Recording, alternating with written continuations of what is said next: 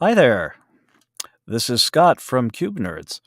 As you might guess, my fellow cubist Mike is not here today, and therefore, this will be my first shot at trying to do one of these things solo.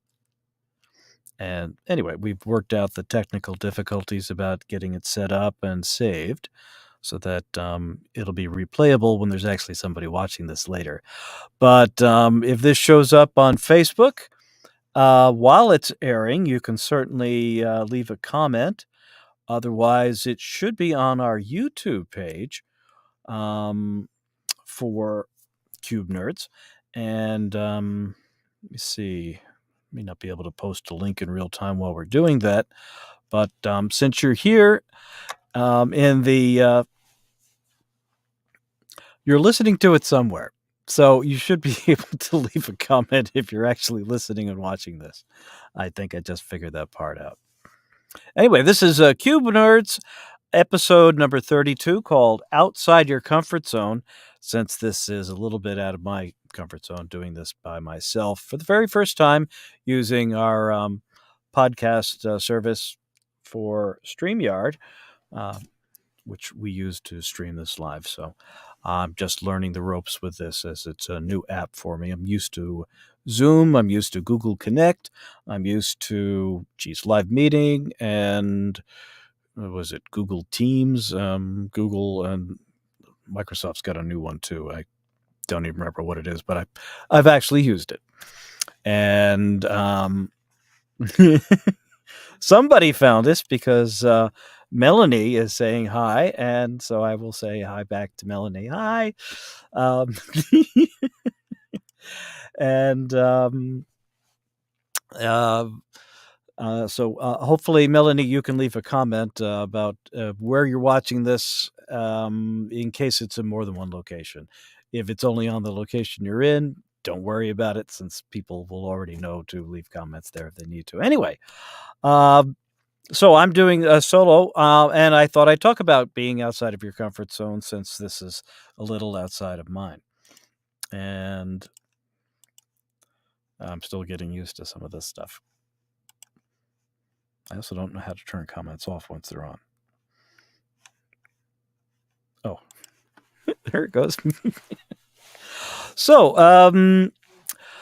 one of the things to prepare yourself, again, the theme of our show is Cube Nerds, basically working in the cubicle farm, cubicle industry, and even if you're not, getting out of it, or maybe you're working in another kind of job that you don't like.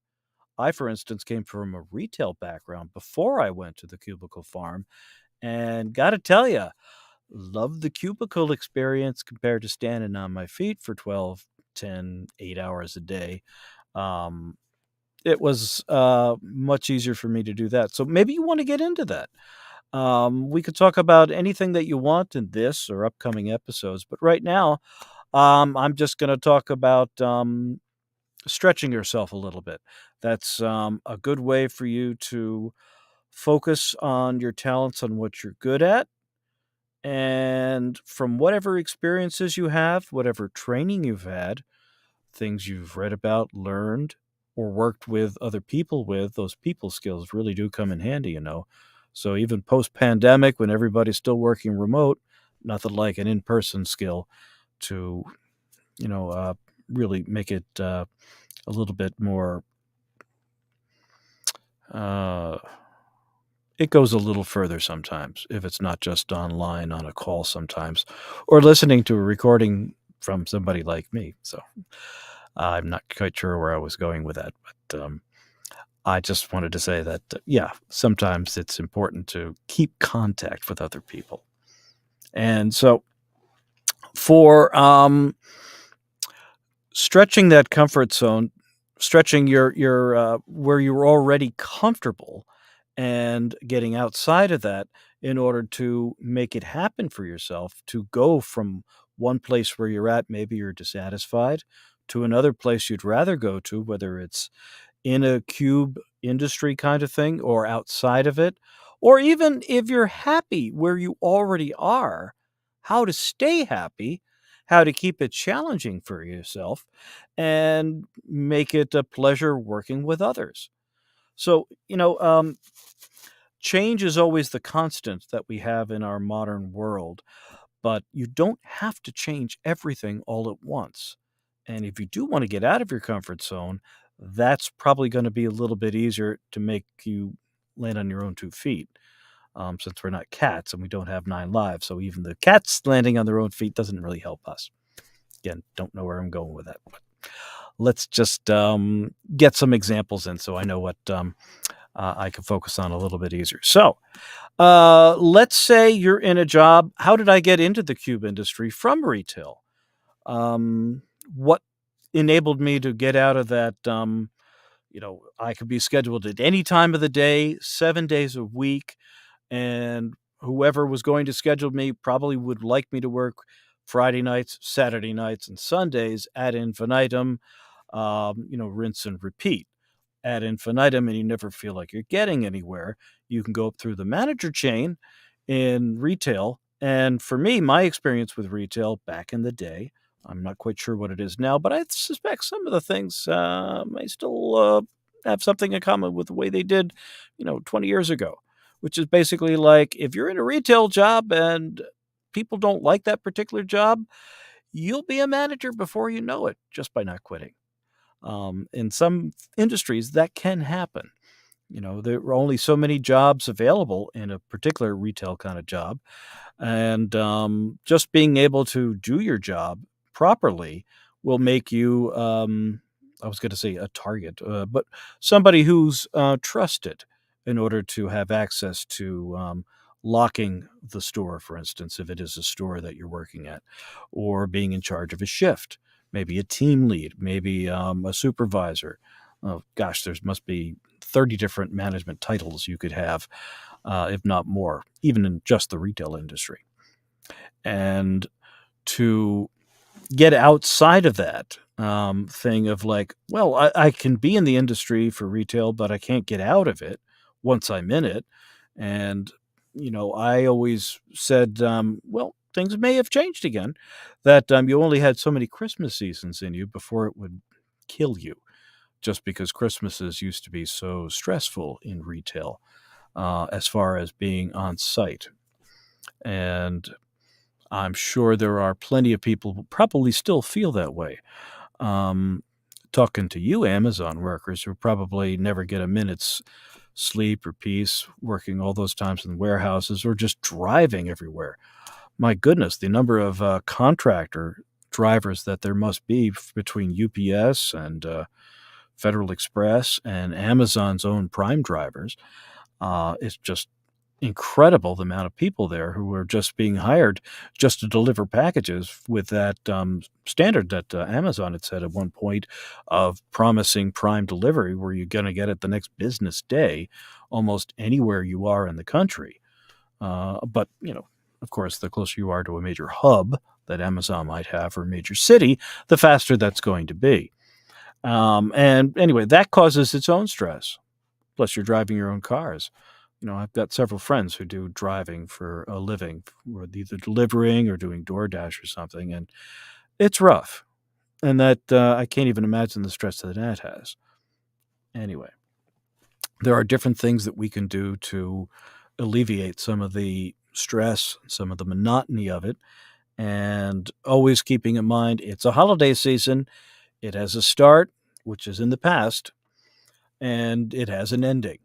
And even though it doesn't end at Christmas time, it does get a lot less busy afterwards, even though it's all returns and everybody's out shopping again with all the, if they got gift cards, for instance, or some sort of a gift for either Hanukkah or for Christmas or whatever holiday celebration you might have.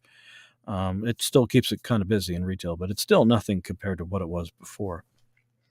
Anyway, I'm cognizant that this is right now a broadcast that we're doing in November, right after Thanksgiving.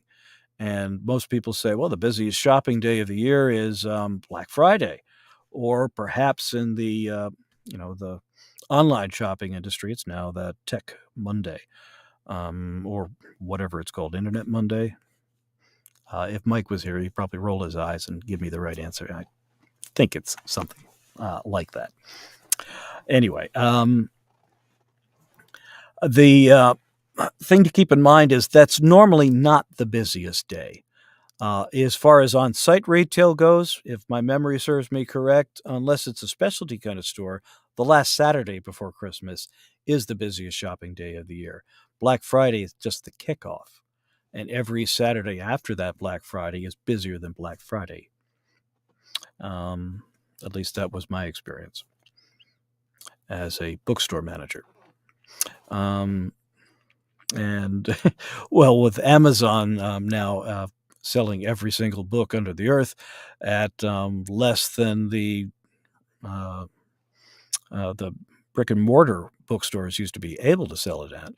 Um, I'm sure it's a little less busy, perhaps, at Barnes and Nobles these days here in the States. W.H. Smith's or whomever's in Britain. But I digress. Anyway, for comfort zone, uh, for moving around, and especially during the holidays, I'd want to say a couple of things to do to make it easier to decide you want either a change of job or you want to just be more satisfied in the job that you have for creating the comfort zone so that you can move from it or to enlarge it. So let me just back up a little bit there. So this is called Outside the Comfort Zone. That's the name of this particular episode. And you want to get outside of your comfort zone. The best way of doing that is to expand it. Let me explain. One of the things that used to be a big hangup with me was driving places. And one of the ways to do and get a different job is to drive to different places. Now, the internet and the pandemic that we've been through have made it a little bit easier to do that because online applications are now more plentiful than ever. But I still say that if you want to work at a particular place, it doesn't hurt to physically go to that place that you'd like to apply for a job for, or at least get to know the people that work there. That you can do online if you if you happen to have friends who work in the same industry that you're interested in getting into, or even one that you're already in, but you'd like to go to perhaps a competitive firm or even a different division in the company that you're already with. Making friends, making connections. Although, boy, connections is a really kind of cold word, isn't it? How would you like to be thought of as making a connection? Like, oh, I'm not even a person that you know or just an acquaintance. I'm a connection. Hmm. Feels like you're being used a little bit.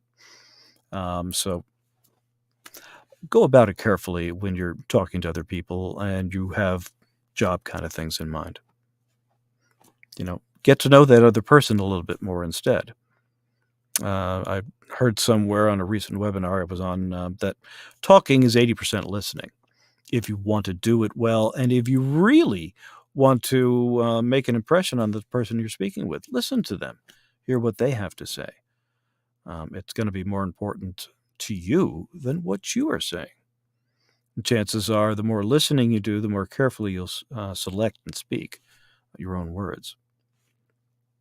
Anyway, one of the things I do to expand my comfort zone when I was very nervous about driving was to make it a habit of driving places that I didn't like to on days where I didn't have to drive somewhere and I could afford the time to drive and not worry about being late. Because the stress of being late for something is what makes most of us nervous about driving. With past fears that I'd had about driving, mostly for those of us of a certain age in the pre-GPS era, it's like, do I have enough of a detailed street map to know where I need to be if I get lost? Or, if are the directions reliable from the person that I got?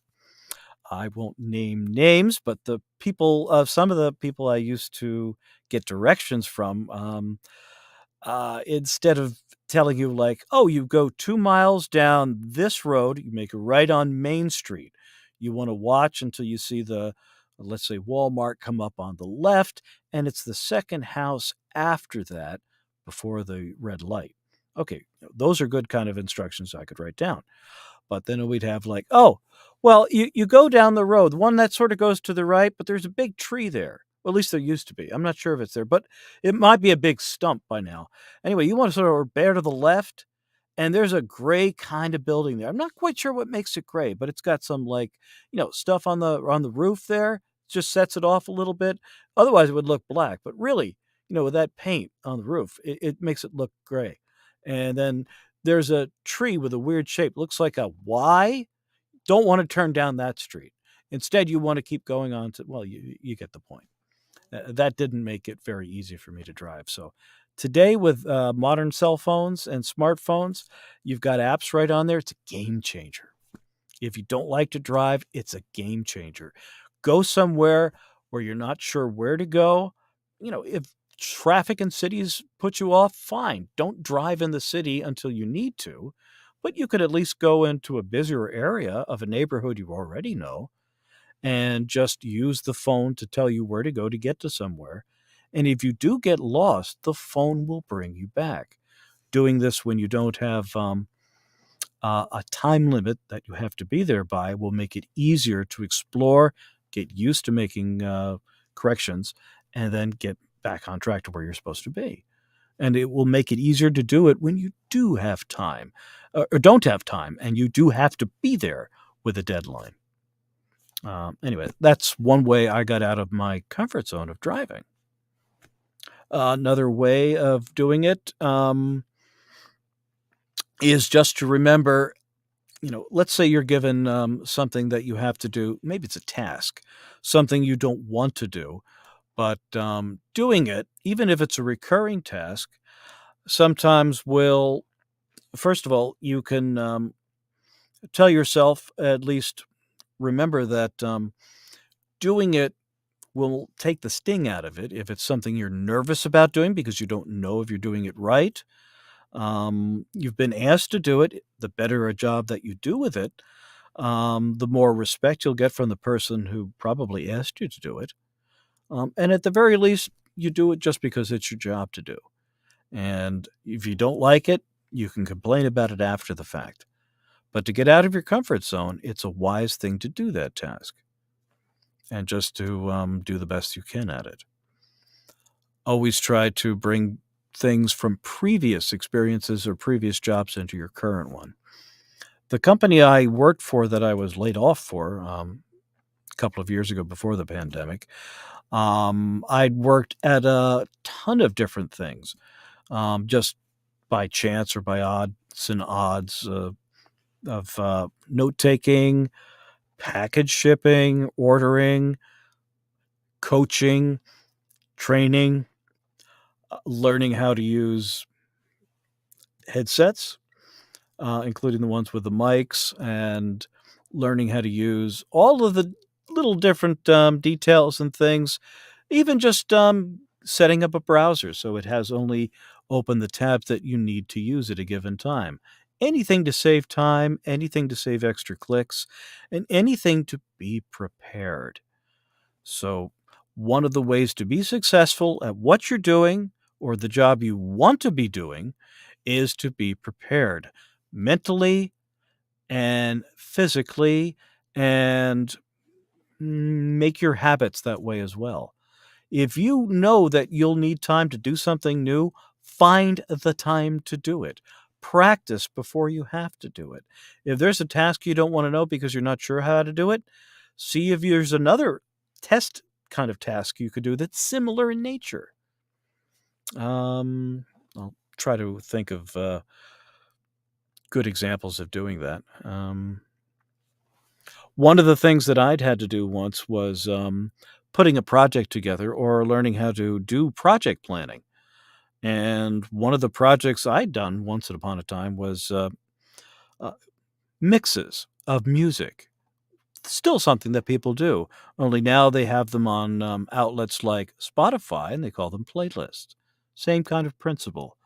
And back in the day, it was really fun to share my favorite music with family and friends.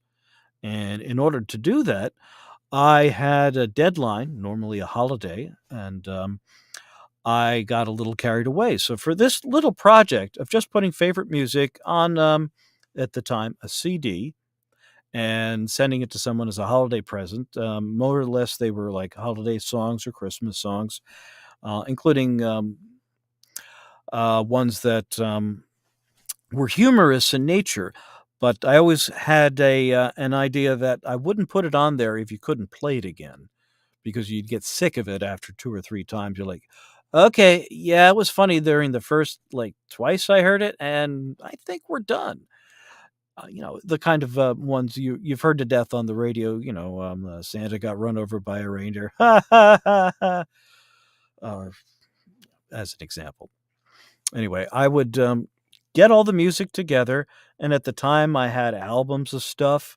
I had, lots of cassette tapes and things, and as the internet got bigger, way back in the day, you were able to purchase music or accidentally, or borrow it from friends.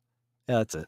And, get, copies of music that you could include on something, and I got a little carried away picking and sequencing the music, sequencing in particular, so that, the energy of the album, of the mix itself would come together. And then I wanted to make sure that, all the volume was the same. So I got different software programs that were actually free at the time and, used those to see if I could normalize the volume of it. And to, then look up, oh, I had such fun looking up all the stuff about each of the songs that I put on the mix. Where did it come from? When was it released? Who did it? What single was it on? What album was it on? And I would put that in the liner notes for each of the songs. So if somebody went like, "That's an interesting song. That's a psychedelic version of Little Drummer Boy that was recorded in the 1960s? Huh, that sounds like the Byrds did it. Wow," and I found one of those, and so I put all that so people could look and see if there was something else that they might want by the same artist. Then I would find cover art and, clips and things, and I would start drawing things. Next thing I know is, from this stupid little music project, I now had all this experience which I could use at work on my training materials, where I was now using, officially sanctioned time and software in order to, put together documents, collate them, have them available in, a presentation like a PowerPoint that looked good and didn't just look like, Bob's, business outline or PowerPoint. And I did my best to make it stand out so that you would want to see it as somebody, was looking at that. And all of that I got from all that experience just putting together music kind of things. Outside of your comfort zone, you can always personalize a task that you have to do, like, hosting a podcast solo for the very first time because your friend is sick. "Sorry, Mike." And I'm guessing maybe Seth was sick too, because otherwise it's, normally the night that Mike records his Mind Your Effing Business podcast, for which this was a last-minute replacement, and then he was a last-minute, sick himself, and then we had little problems with the, account. That's why we're a little late. But anyway, I digress. So those are just a couple of examples of, being prepared and, being outside of your comfort zone, drawing from what you've done in past things, even if they don't seem related. I'm all about connections. What can I use from this, source, that source, to make life interesting and make sense, so that I don't just have a drudge time in a drudge job. Drudge job is only if you leave it as a drudge job. Any job that you can get, any career that you have, you can make it more. But if it's not satisfying to you, that's what we're here to talk about. That is also Cube Nerds, is that, you can do the best you can with what you have. That retail job just wasn't going for it for me anymore. And I didn't make it up to, a side career, which was to be a book buyer for the company, which, I have a lot of friends who already know, but I used to work for Walden Books, Walden Books and Brentano's, who then bought Borders when Borders only had very few stores. Borders Book then became the name of the group. Borders Group is actually was funded by Walden Books, and they grew the Borders brand from there and replaced all their mall stores with big stores, and didn't last, unfortunately, which is a pity. I love the people who work there.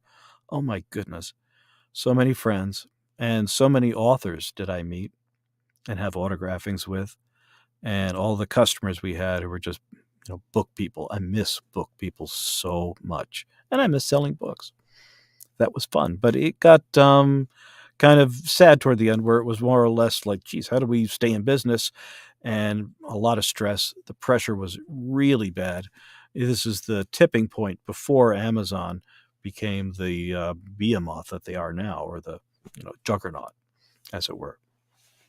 Anyway, so like I said, that just wasn't going to work for me anymore, and I knew I had to get out.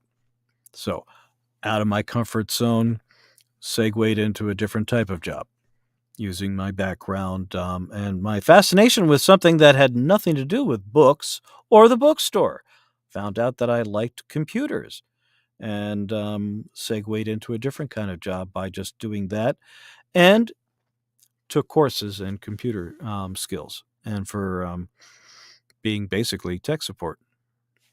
And then that segued into my next job, where I stayed for quite a long time. I'm very happy and very loyal when I work for a company, and so it's unusual for me to just switch jobs and things. So I don't do it very lightly. But even that job wasn't as creative as I wanted it to be, so I did not go back to that job after I was laid off, or try for something in a similar kind of vein, just because it wasn't engaging enough for me. And so outside of my comfort zone now, and as we've talked in previous episodes of this, I've gone on to do book narration and voice acting work. And at the end, we always do props at the end of the episode just to plug things or whatever. I'll mention that kind of stuff later. Anyway, so things to do to be prepared outside of your comfort zone. Um,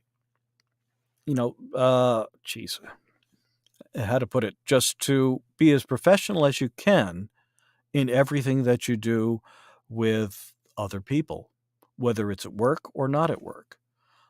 Now, I regard being here in this booth that I'm in as work. And so if you see me on camera, normally you'll see me and I'll be hopefully presentable, dressed okay. I don't have a suit on or a button down shirt with a tie on or a coat. But, I'm not wearing a T-shirt either, and, I don't have a hat on, but then again, I have these big headphones, since it didn't occur to me to go and get, like, just regular earbuds or something where I don't have to put something on my head, because that could be a little off-putting if you're listening to somebody on a podcast. So I can learn from Mike with that, since Mike has those cool little hoodie things that he's wearing. But I digress. So I wanted to wrap up. I don't want to keep going too long. I don't have enough material prepared to do a solo run today, but I did have something to share about just trying to land on your feet quickly and things that work sometimes for you. So, one of the things that I do now with book narration is there's a certain amount of social media skills that are required in order to market something that you're working on that you want to basically sell in today's market. In the past, if you were advertising something in the years before you could do it on social media, there was not very many outlets for selling things. There were magazines. The most commonly used one was probably the newspaper or your local paper, if you had something that you were making at home, for instance. And outside of that, unless you're buying airtime on the radio or on television, which that's pretty pricey for most people, but sometimes that's how it goes. There wasn't that much in the way you could do to get the word out. Now, not everybody uses social media these days. So for me, I use both social media as well as my website because everybody is online these days. And if there are people who aren't online, I can't help you. You're probably not going out and listening to any of my audiobooks because they're only online. They're not physical things that you're going to find in uh, a bookstore, if you can find one, or in a library, which you can find. But unfortunately, my audiobooks are not in the library at present because most Audible books aren't available through libraries. Only the ones that are offered by major publishers are actually in libraries in physical form for the most part, but or ones that are online but offered through other markets besides Audible. So, Audible, if you're listening, how about adding on Audible possibilities for Hoopla at some point, which is a streaming service that most libraries use, including mine. Just saying. And if you're not aware of it, hey, people, you want to listen to audiobooks and not have to pay and do it legally? Library, please. Even if it doesn't put a dime in my pocket, you should know that these are free things you can do that are legal and fun. You just go to your library online. You don't have to walk into the building if you're still not one of those like physical I don't want to see people kind of person, but or maybe you don't have a library in a good area of town. I have a couple of people who have that problem. Or just a limited library. Maybe you don't live in a large town or a large city which has a library that's very large, but some of them do offer Hoopla, which is a digital service libraries offer. You put in your library card number, and you can borrow free audiobook content, and podcasts are free just about everywhere. But again, if you're not online, can't help you. And you might also want to consider going online since you're living in the last century. So, where am I going with this? Well, I was working on social media yesterday, and as you may know about me, if Mike hasn't already mentioned it, and he probably doesn't, but I like history quite a lot, always have. Again, I'm all about connections and finding things that are connected to each other. History is stories, just like fiction is. Fiction is stories, and you can have history. It is everything. There's nothing you can say that, like, well, I don't like history. I hate history. History's so boring. Well, it doesn't affect me. I just, I'm in business. Like, well, there are plenty of business histories, or there's a history of capitalism. Like, why do we do what we do these days? What about regulations and things like that? There's a history. There anything you can say that you do, there's a history of it. And those are stories of people and things that have been done by people throughout the centuries up to today. And today is already history as we go into tomorrow when you're probably watching this video, since you're probably not watching it online. And Melanie is just saying that she just learned about Hoopla. Thank you, Melanie. I don't know why I'm yelling, since I'm guessing the mic will pick me up just fine, but I digress. Well, anyway, so history, all about history, connections, blah, blah, blah, blah, blah. I'm on Twitter, and I don't like Twitter. Twitter was the last thing I wanted to use when I knew I would have to use social media in order to help market the fact that I do audiobooks now, and I'm on audio dramas, and I've got lots of other projects that I want to do. Facebook was okay, although mostly I use Facebook to say happy birthday. Because really, it's nice to know when other people's birthdays are. You see a name of a friend that you haven't contacted in a while, and you say happy birthday just because, like, oh, man, I haven't seen that person in years. And not because I don't like them, it's just that time sometimes happens and distance.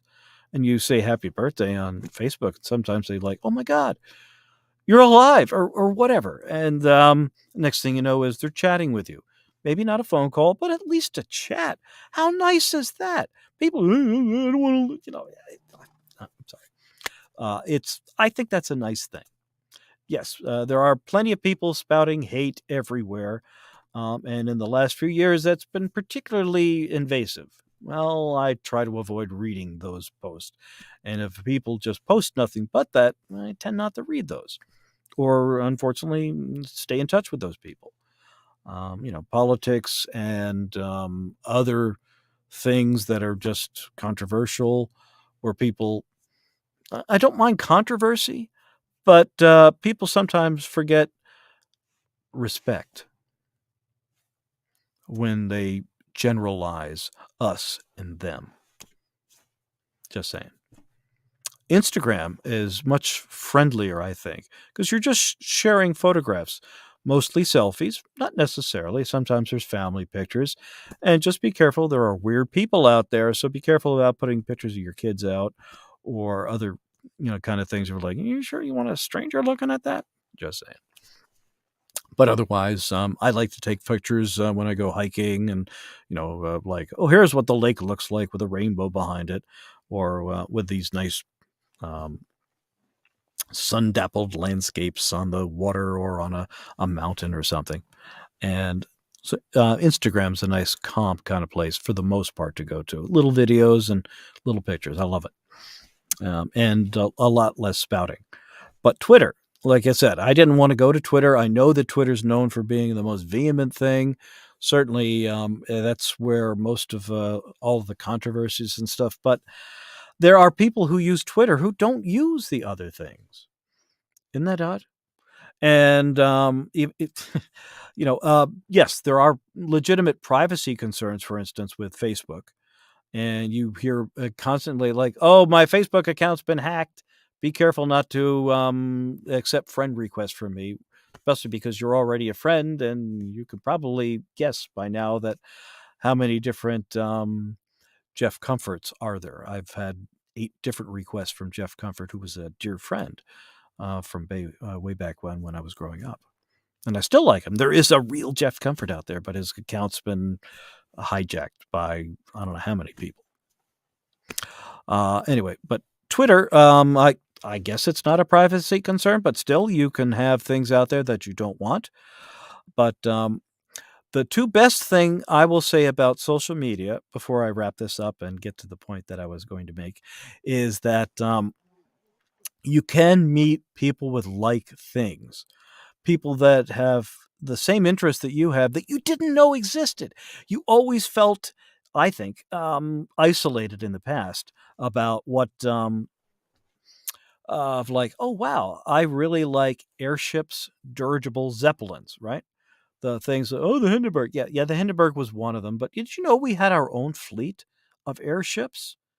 The United States Navy, in the era before the Air Force was a separate part of our armed forces, had airships stationed out of Lakehurst, New Jersey, and with different airship hangars throughout the country, including on the West Coast, up, I believe, as far as Oregon and Washington, and definitely down throughout California, where they, well, geez, if you think Goodyear blimp, don't. It's the same shape as a Goodyear blimp, but think of 5 Goodyear blimps all back to back to back. Anyway, I've always been fascinated by them. I'm the only one I know of who's fascinated by them, but online I found other people who are fascinated by them as well, and I think that's cool. And I can also say the same thing that I like about different audio drama podcasts. So I join all these groups that I find on Facebook for it, and I find the separate people and sometimes the pages for the podcast that I enjoyed listening to. And I give a shout out for a couple off the top of my head for 1865 is a historical, yeah, okay, historical fictional, although it's based all on true things for the year 1865 when Lincoln was shot. And that's the whole key where it starts is Lincoln's assassination and the chaos that reigns in the U.S. government in the days, weeks, and months after the Lincoln assassination, because there was an attempt by Booth and his conspirators, yeah, a real conspiracy, to also kill the Secretary of State, and they almost succeeded. And yeah, even the Vice President, too.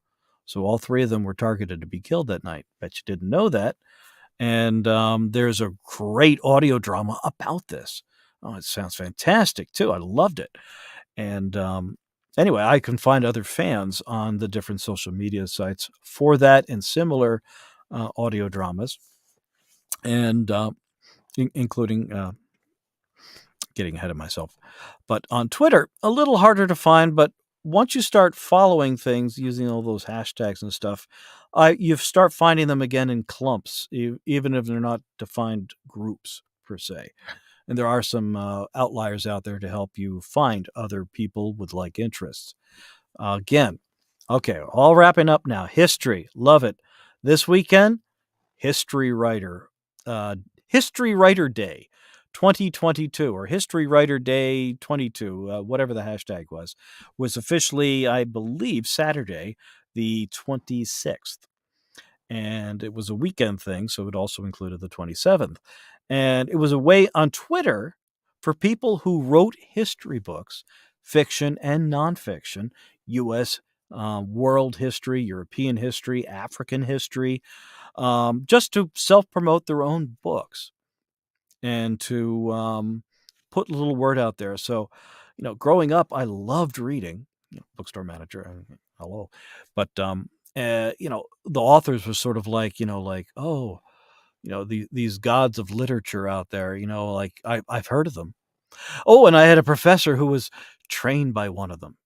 Like, wow, you knew Alan Nivens, the historian Nevins, not Niven. Larry Niven is the science fiction writer who is still with us, and he's a wonderful writer, by the way. I'm thinking of Alan Nevins, who was a history writer and who edited the Selected Diary of John Quincy Adams back in the day, back in the 1950s. And anyway, nowadays, though, you can contact the authors. They don't mind. They actually like it if you say, hey, loved your book. You know, are you doing an autographing anywhere? Can I get a signed copy? They like that. Go figure. Some of them don't want you drooling all over them. I'm sure Stephen King's got enough fanboys to keep him like going, yeah, most of the time when actually he might write a book about them. Most of the time when he goes to an autographing, too many people show up. Because I'd asked him if he would do an autographing at my bookstore. I wrote him a letter, and he said, I don't, because too many people show up. So I have to limit it to, specific number of crowds in different venues and stuff like that. But he signed the letter and I got his autograph because of that. So I was thrilled, even if I didn't get to actually meet him in person. So I thought, well, that was a cool thing, history books. So I decided yesterday, on the 27th of November, that I would just go and retweet of like, hey, it's History Book Day 22, adopt an author. So I went and I just looked at the very first post under hashtag history writer, or what, I can't remember the hashtag now. I think it was History Writer Day 22. And it turned out to be a British woman named Rebecca Rideal, Rideal, who'd written a book, a history book about the Stuart era, Tudors and Stuarts, Stuarts, I believe, in Britain, called 1666. And she'd posted it and said, like, hey, I've written a book. It's just one. Can I post something? And they said, of course, please, feel free. And I said, oh, that looks really cool. So I retweeted that. And today, in between visits that I had to do, busy day today, I went down to my favorite bookshop, the Old Bookshop, 4 John Street, Morristown, New Jersey. They're the best. And what do I find on the shelf? 1666. Plague, it's in backwards. Plague, War, and Hellfire, about the year 1666. Not a promising year. And so I thought I'd give a little bit of a shout out for Rebecca Rideal. I don't know you. You don't know me. You don't know anything about me. But I'm here for just the hell of it, just plugging your book, just because it looked really cool. And as a way to wrap this up, since we're coming to the end of our I don't know how long it's been, about an hour or so. I'm going to just read a little bit of it. So I thought I'd open it at random.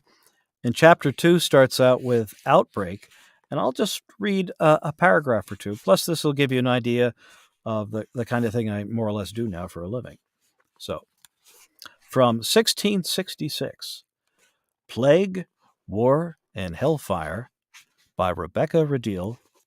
And this book is copyrighted 2016 by John Murray Publishers in Great Britain. Chapter 2, Outbreak. Wherein could this flea guilty be, except in that drop which it sucketh from thee? John Donne, The Flea. Should also mention, I haven't read this before. I just opened this before we started, since I was asked to do this sort of last minute, and I haven't had a chance to read ahead. This is weird, too, because I've only owned the book for like 4 hours.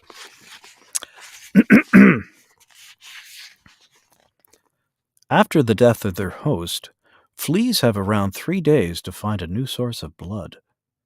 After that point, they will starve.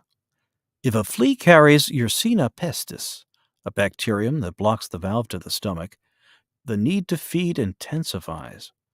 Only through the flea's persistent efforts to feed will the bacterium become dislodged, after which it is spewed into the bite wound. While the flea's belly fills with fresh blood, the bacterium infiltrates the new host's bloodstream, multiplying and injecting toxins into every cell. On board a ship, fleas might cling to cotton or silk bales until another living body, usually a black rat, can be found. In this way, jumping from host to host, the parasite can travel across waters, across from, say, the Netherlands to England. Makes you kind of want to read more, huh? Especially since we just went through the pandemic and just remembering, like, oh, yeah, they've had those before. And some of them were a little even worse than what we've had. So, anyway, 1666, Plague, War, and Hellfire. And maybe it relates to what we've gone through and are still going through today. By the last account that I read today, 300 people a day are still dying of COVID. Certainly way down from what it was before, but still roughly 3 times the amount of people who die from the flu. So, anyway, that's just to give you a sample of the kind of thing that we might talk about in this or future episodes of the Cube Nerd podcast, with or without our valiant but sick, hopefully not from the plague, host, Mike, or our third host who has, we know, resigned as host, Bert, but we're hoping to still lure him back at some point. Perhaps he could do some artwork for us, Bert? Maybe we could use some more besides just the logo, something new for a t-shirt, maybe. Maybe a superhero? No. Anyway, just saying. So, in conclusion, just wanted to plug a couple of things. First, as far as podcast to post, mention, I'd already mentioned 1865, which is a Wondery airship production done by Lindsey Graham. Not the Senator Lindsey Graham. No, not that Lindsey Graham. This is Lindsey Graham with S-E-Y, I believe his last name, Lindsey, who's the creator, at least, I believe, of that particular show. He certainly does one of the voices in the show. And in addition to that, there's Madison on the Air, which is one of the auto dramas that I'm in. And that's more or less a take on old-time radio shows, actual scripts from old-time radio shows, but modified with the insertion of a modern person in them, the results of which are pretty funny. I think you'll find if you listen to it. And a couple of other good audio drama podcasts to mention. Um, I would say currently out now, there's a new one called Murphy, and I'm listening to that. Another one called The Cellar Letters that I'm listening to. And what are some of the others? I could cheat. Just remember, look here. I look forward to driving sometimes and I plan what podcast I'm listening to. And sometimes that makes the driving a little bit longer, but it gives me something fun to look forward to once I'm through with all the little turns that I really have to pay attention. I can't afford to listen to something that's on the radio. Even music, I'll turn off if I'm, going somewhere and I know the traffic could be a little tricky. But when I'm in the clear stretch, you're like, okay, 50 miles to the next exit or whatever. And then you're just staying in that same lane with only looking for weird people merging in and out who shouldn't be. Then you can afford to listen to something. And I always plan trips, especially for the holidays where it's a long drive around what I'm listening to. In our family, whoever drives gets to select what you listen to. That's sort of how we share the driving too. And which is another reason why we get my son to drive more often because he really likes to listen to and share what he's listening to, which tend to be reviews of computer games. And he's also found a couple of interesting other podcasts. What was it called? What the Folk, which was about folk tales. I believe that's the name of it. But for me, other podcasts that I'm trying right now, the Book of Constellations. I think that's a Rusty Quill. If not, I know the Cellar Letters is Rusty Quill. How It Ends. Something About the Beatles. That's Richard Buskin and Robert Rodriguez. Although I think they do new podcasts now with separate ones. I always have a Beatle podcast I'm listening to. The Audiobook Club. Oops. Didn't mean to hit start. Here's one called The First Episode of. Good way of finding different podcasts. This guy reviews the first episode of new ones as they came out. Not bad. Here's a really interesting one. You want to listen to a podcast with a lot of money behind it and a lot of talent behind it? American Hostage, which, although it's an Amazon original, you don't have to have an Amazon subscription to listen to it. It's available wherever fine podcasts are sold. American Hostage with John Hamm. It's very good. And trust me, this one moves. Also, lots of language. So, not exactly kid friendly. So, be careful. Listening to one called Mars Corp, which is a little bit old, but boy, is it funny. If you like Hitchhiker's Guide to the Galaxy, British humor, and good British voices, it's a good one. Nothing is Real, another Beatle podcast. Down, which is trying to remember the name of the group. Look later. American History Tellers from Wondery. That one's Lindsey Graham. The Last Night on the Titanic. It's a little bit older, but it's okay. Here's one on The Prisoner, which is one of my favorite television shows. They review and recap all the episodes. This one's called, or the podcast is called A Degree Absolute. That's too fuzzy. Share it differently sometime later. Badlands Cola. Hollywood and Levine. That's with Ken Levine, the Hollywood screenplay writer. Great, funny podcast. He's a wonderful talker. And lots of experiences that he shares. Darkwoods, that's a newer one. And that one's from Dick Wolf Productions. And Wolf Productions, of course, he does all the Law and Order franchises. All of them. Columbo Podcast. This is an older podcast with two Scotsmen who discuss the different episodes of Columbo. We're listening to The Last Salute to the Commodore now. An oral history of the Emu War, which is evidently a thing in Australia. That one's interesting. Another Columbo, History Unplugged. Um, Things we said today, another Beatle one. Star Trek, The Pod Directive. Glass Onion, another Beatles, Beatles, Beatles. 1865, because I'm re listening to it. And other ones too that I just haven't got back to yet. But just to give you an idea, that's the kind of thing that I do. And I wanted to give a little bit of a shout out to some of those. But for me, and I guess right now, I'm in the middle of working on an audiobook. Maybe we could talk about that sometime, what it's like to work freelance and all the jitters and fears that come from that, plus how much fun it can be. If you're interested, let me know in comments if you want to hear about some of the process involved in either recording or voicing, that kind of thing. Love to do some videos on that on my own YouTube channel.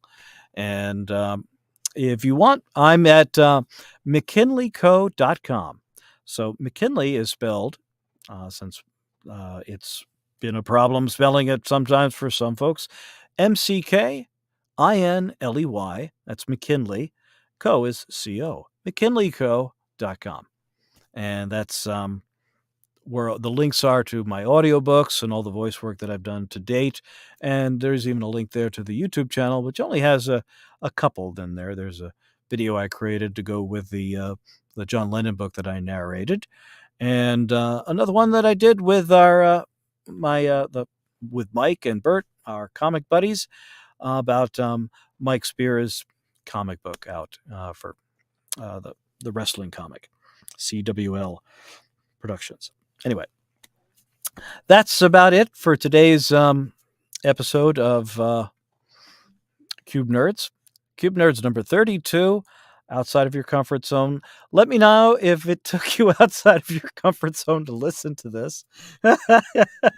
And if you have any comments or ways you'd like to see this improved, I could share a few screens, and will in the future going forward. And this has been an interesting experience trying to do this solo.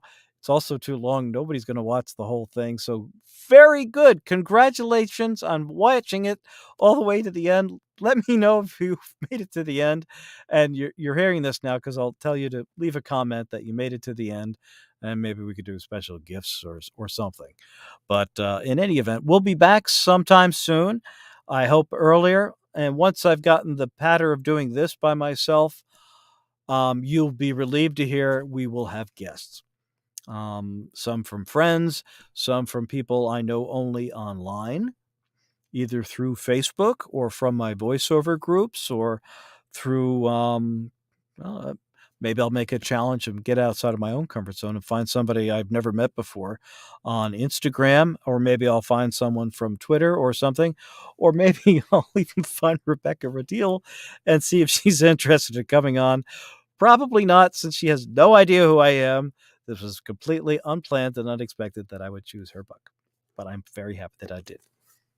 And once again, this is John Quincy Adams, sternly looking at me to make sure that I don't get too far off point, or he will certainly pull me back again. Anyway, have a very good night, and we'll talk to you soon.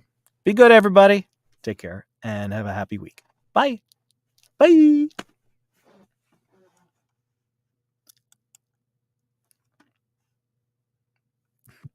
Doesn't believe me when I say end.